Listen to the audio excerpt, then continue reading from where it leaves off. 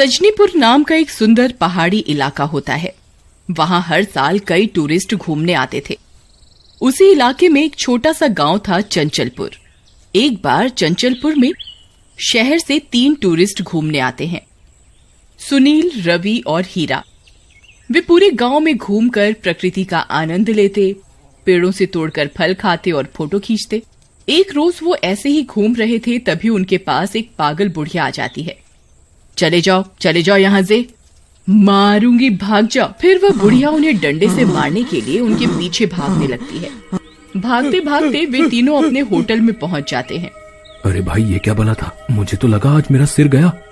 अरे कोई पागल बुढ़िया थी, देखा नहीं तुमने? हम डरे और उसने हमें और डराना चालू कर दिया। हाँ, सही कहते हो। कल से हम उस साइड नहीं जाएंगे, और वो पागल बुढ़िया कहीं दिख भी गई तो कट लेंगे वहाँ से, बता रहे। फिर वे तीनों सो जाते हैं। आधी रात होने पर जंगल से किसी के रोने की आवाज आती है।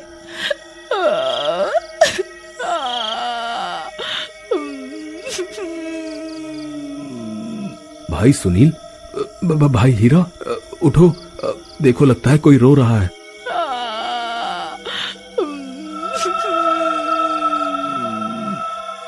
हमें यहाँ से निकल जाना चाहिए, यहाँ चीजें डरावनी होती जा रही हैं। अबे बेवकूफ, ये गांव जंगल के बीचों बीच है। और बता, जंगल में कौन रहते हैं? जंगली जानवर। हाँ डरपोक रवि जी, इस जंगल में जंगली जानवर हैं, वही रो रहे हैं। वे तीनों फिर से सो जाते हैं। अगली सुबह वे फिर से गांव घूमने निकल जाते हैं। उन्हें वो पागल बुढ़िया फिर से मिल जाती है। चले जाओ, और वह डंडा लेकर उनके पीछे पड़ जाती है। थोड़ी देर में वे तीनों फिर से होटल पर पहुंच जाते हैं। यार तुम दोनों पागल हो, एक कमजोर सी पागल बुढ़िया को देखकर भागने लगते हो हैं? तुम्हारे साथ फिर मुझे भी भागना पड़ता है। बताओ, हमें उस बुढ़िया को सबक सिखाना होगा, नहीं तो वो हमारी ट्रिप की ऐसी तैसी कर देगी, बता रहे। भाई हीरा, मैं कहाँ भागता हूँ? सबसे पहले तो इस रवि की हवा निकल जाती है, इसकी वजह से मुझे भागना पड़ता है। भाइयों, ये गांव बहुत अजीब है, हमें यहाँ से चलना चाहिए। तुझे जाना है तो तू जा, हम तो यही एंजॉय करेंगे। गांव में लड़कियां देखिए कितनी सुंदर है। मैं तो यहाँ तुम्हारी भाभी ढूंढ कर ही जाऊंगा, बता रहा हूँ। ठीक है, मैं जाता हूँ। फिर रवि अपना सामान उठाकर वहाँ से निकल जाता है। फिर थोड़ी देर चलने के बाद, हे ईश्वर, मैं आ तो गया बाहर, लेकिन शहर जाऊंगा कैसे? भाग यहाँ से, चला जा यहाँ से, चला जा। वह डंडा लेकर उसके पीछे पड़ जाती है। आई मम्मी, बचा लो, अरे मर गया रे, भागो रे। बुढ़िया से बचने के लिए वह जंगल में घुस जाता है। थोड़ी देर में उसे एक बस स्टैंड दिखता है। अरे वाह, बस स्टैंड, बस अब कोई सवारी आ जाए और इस मुसीबत से मेरी जान बचे। थोड़ी देर में वहाँ एक टैक्सी आती है।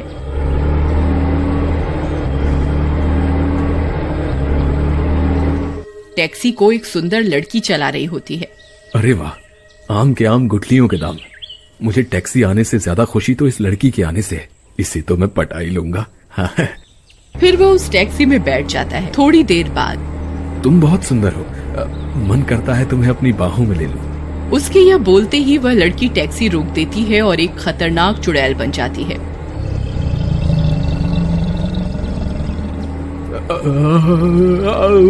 ले बाहों में राजा, आजा जल्दी आजा।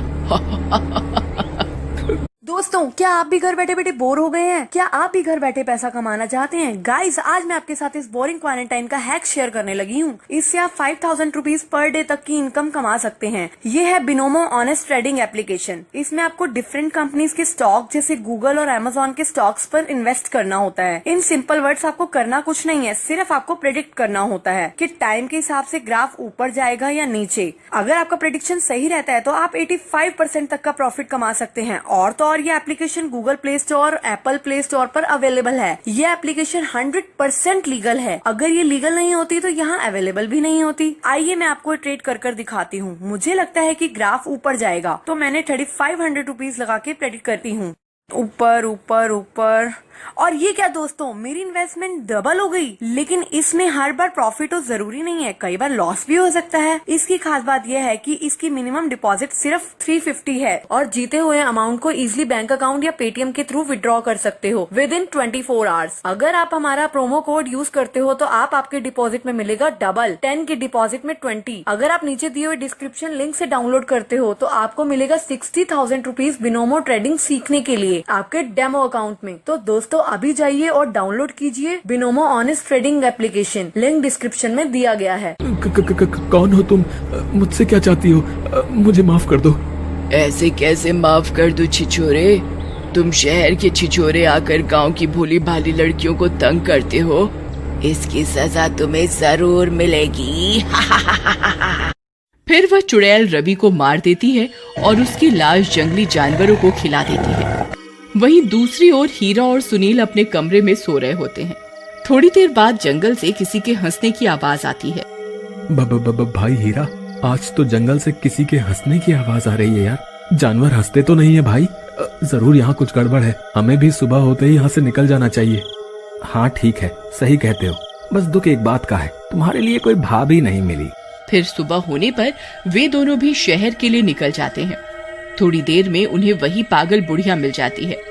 मर गया, तुम्हारा दोस्त मर गया। वे दोनों फिर उस बुढ़िया से बचने के लिए भागने लगते हैं। थोड़ी देर में वे दोनों उसी बस स्टैंड के पास पहुंच जाते हैं। वहां पर वही लड़की टैक्सी लेकर आ जाती है। अरे वाह, क्या लड़की है। लगता है तेरी भाभी मिल गई।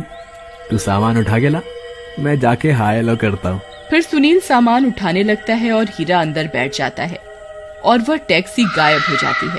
यह देखकर सुनील दंग रह जाता है और हीरा को लगता है कि टैक्सी चली गई है। अच्छा किया मेरी रानी, उसे छोड़ दिया। तुम कितनी सुंदर हो। उफ, जरा चेहरा तो दिखाओ। जैसे ही वह लड़की हीरा की तरफ मुड़ती है, वह एक चुड़ैल बन जाती है।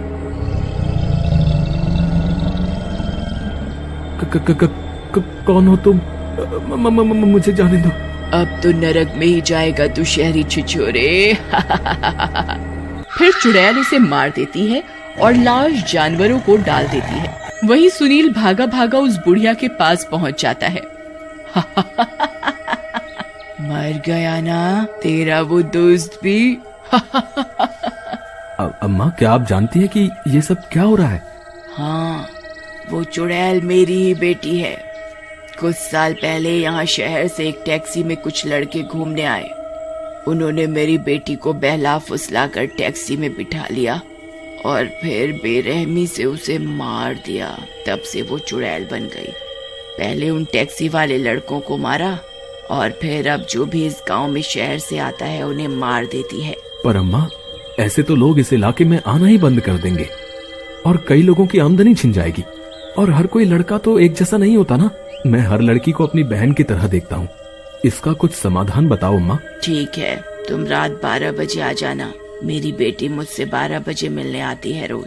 फिर 12 बजते ही वो बुढ़िया की झोपड़ी के पास पहुंच जाता है। थोड़ी देर में वह चुड़ैल वहां टैक्सी लेकर आ जाती है। कौन है ये माँ? सुनिए चुड़ैल जी, मुझे अम्मा ने सब बता दिया है। मुझे आपकी मृत्यु का बहुत दुख है, लेकिन आप हर बेगुनाह को मारेंगी तो ये इलाका भूतिया घोषित हो जाएगा। तो क्या करूं? ऐसे ही अपने यहाँ की भोली भाली लड़कियों को परेशान होती देखती रहूं? नहीं चुड़ैल जी, इसके लिए मैं एक मंदिर बनवा देता हूँ, वो भी गांव की सीमा पर, और वहाँ लिखवा देता हूँ कि इस गांव की लड़कियों को जो गंदी नजर से देखेगा उसकी मृत्यु निश्चित है। इस तरह गांव की लड़कियाँ हंसी खुशी रह पाएंगी। ठीक है, पर किसी ने भी अगर गांव की लड़कियों को तंग किया तो मैं उसे नहीं छोड़ूंगी।